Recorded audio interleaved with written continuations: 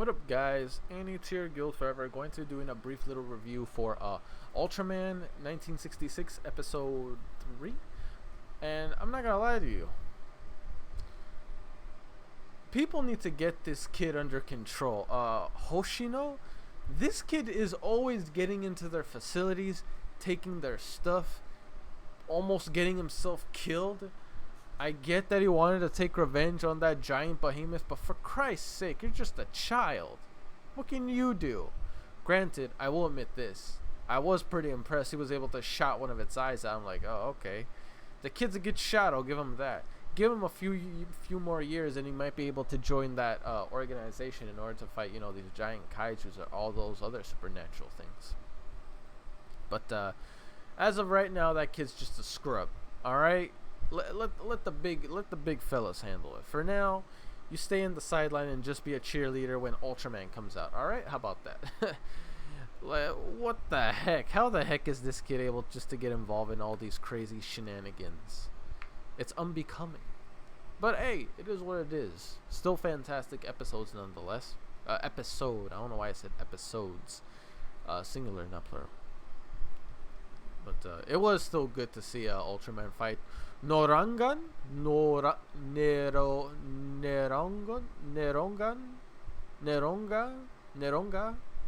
I'm sorry if I'm butchering the name, by the way. I'm horrible with names, so please forgive me. But no, he took him down, made a sumo wrestler punk out of him, tossed him, turned him, freaking gave him the good old seismic toss swing. But I'm not gonna lie to you, out of all the kaijus, this one was a bit more dangerous. I'm surprised they actually had the tech to be able to combat this thing, considering that it had a cloaking mechanism, allowing it to be transparent and invisible, hard to track down and everything. And it was able to juice itself up whenever it consumes electricity or it's around the power plant, I'm assuming. So it's fueled by electricity and it can go invisible. Very, very dangerous kaiju. Normally this would be a lot more difficult. I thought they were going to have a bit more of a struggle with this one, but in the end it's fine. I still enjoyed it for what it was worth, and very curious to see what other type of level creatures were going to come about. I'm not sure if this kaiju though in particular was referenced to anything. I feel like I should know, but if I did forget, I apologize. You let me know which one it is. Neronga. I don't know why, but the name faintly sounds familiar. That or I'm tripping. But either way, it got taken down by the classic Ultraman. You know how it is. Ultraman goes in there, gets a few licks in, and GG, that's all she wrote. I will admit though, it looks like one of the crew members are starting to become suspicious on his character. Like, buddy, I noticed he comes out whenever you disappear. Coincidence? I think not. Well, let's see if anyone catches on. I'm sure it's gonna seem that way at first, but eventually he's probably gonna brush it off to where no one knows exactly who or what he exactly is. You can't let people know that he's an alien hero. Let's be honest here. He wouldn't be the same again. But with that being said, very interesting though. A lot of the references that were picked. I wonder if the story talking about Neronga has anything to do with anything that's gonna appear later on in the series, or some possibly potential reference from Ultra Q. I remember Ultra Q as a whole, but there could be a few things I miss here and there, so please forgive me about that. But over the course of the series so far, I know it's only been 3, but Hayata is becoming more used to it, using his power as an Ultraman. I will have to say this. Whenever he becomes Ultraman, his consciousness is there, right? Or does the consciousness of the original Ultraman, that power, switches over to it's almost like they're switching places every single time he's a human or every single time he's Ultraman. That's something that I've always been curious about ever since I started watching it. When he's in that form, is Hayata still conscious, or is Ultraman is? You know what I mean? That's just one thing. That's a little piqued my interest little thing that I've been wondering for a little bit.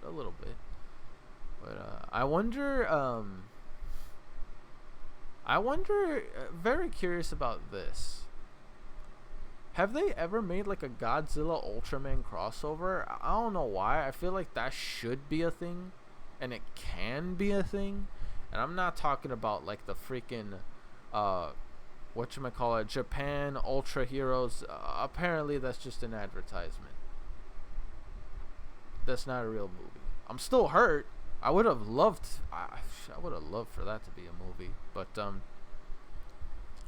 I feel like the whole Ultraman and Godzilla thing can be possible, but if that were to happen, Godzilla would easily be the antagonist in that situation, so maybe that's why they don't want to do it. I mean, because again, Godzilla can be either an anti-hero or Godzilla can be just a straight-up villain.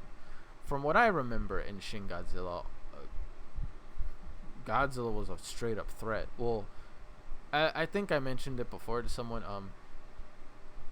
Godzilla represents nature's wrath, and Ultraman is literally the embodiment of every human being's hope. He acts kind of like as a beacon, no pun intended, with this little beacon thing on his chest. He acts like a beacon of rescue for whenever there's a terror that's too much for human hands, or too much, like it's out of human capabilities. You know what I mean? Humans are plenty capable of certain things they can do, but everyone has a limit. You know what I mean? So, I like how his character is depicted in this series, and I wonder if there will come a point, honestly, when any of the characters do actually know that he's Ultraman. I feel like maybe the kid or Yuri's actor. I'm sorry, I forget her name. What was her name again? I don't know why. I don't know why I keep forgetting. I just do. But I feel like her, maybe even the kid, at some point will know he's Ultraman. As for what's gonna happen when they do, a whole lot of complications. That's what it means. It's just gonna be one giant can of worms there. Well, at least I hope it doesn't. That sounds like it could be quite literal in the Ultraman universe. But more than anything, can't wait to figure out, like, not sure if it's gonna happen in this particular series, but maybe we get a little sneak peek here and there of the Ultraman world, you know, the Ultra Planet, or however you call it, their home world. Hopefully we get a little dive into that, because I'm very eager to see it. I only remember seeing their homeworld based off of like Ultraman Bale and the Revenge of Bale. Granted, I'm still pretty far off from ever reaching there, but I will reach there eventually. I can't wait to get to that point, because hopefully, like, later on we get to see more of Ultraman Zero. Because if you don't know, I know I've only ever seen him in 2 movies. But off of the 2 movies alone, I already fell in love with this character. Hopefully we get to see him sooner, whether it be an older version of him coming out in this series or the following one. I'd still just overall be happy to see it. You know what I mean? So hopefully we get something with Ultraman Zero sometime sooner or later. Regardless, I am patient, and I'm just enjoying the series for what it's worth. Wonder what other freaky dicky monsters we're gonna have to come across sometime soon. But I wonder if there's ever gonna appear a maybe there will. I feel like Ultraman just can't keep winning every single battle like this. Because I was gonna say, like, is there ever gonna be a monster where it just flat out beats Ultraman and he has to struggle maybe an episode or 2 just to really take it down? It would help build the character a bit more than just to being a problem solver every single episode, even though that's the formula that's been going on for Ultra Q, and seems like Ultraman is going to inherit that same kind of quality. Like, regardless, I'm still having fun with it. I'm just wondering if there's ever gonna be like a real kaiju threat that really makes him, like, you know, have to put in more effort than usual. Regardless, it's still fun to see. And yeah, I can't wait for the next creature and what kind of abomination it's going to become in the following fight. But yeah, that's pretty much it for this one, guys. Fairly short, well, decently short, but that's really I have involved. All I really want to say is, though, that kid really needs to I don't know how the heck this kid is able to get into their facilities, take their guns, act as a stowaway. I'm just saying, this kid must be a master craftsman, or like escape artist or something, because I don't know what he's doing, but apparently he's doing it right, or at least for himself. But yeah, but anyway, that's it for me, guys. Hopefully you enjoy it. Make sure to like this video up. There is a like goal. The more people that like it, the more we reach our like goal that could help out Ultraman or anything else I'll be uploading. So please, guys, make sure you hit that like button, as well as hit the like button on the Kamen Rider one, because it benefits both series. Trust me when I say that. Alright, anyway, oh yeah, as well as upload the Inuyasha reaction I'll be uploading tomorrow. That one is gonna, you want to like all 3 videos is what I'm trying to say. Alright, anyway, peace. I'm out.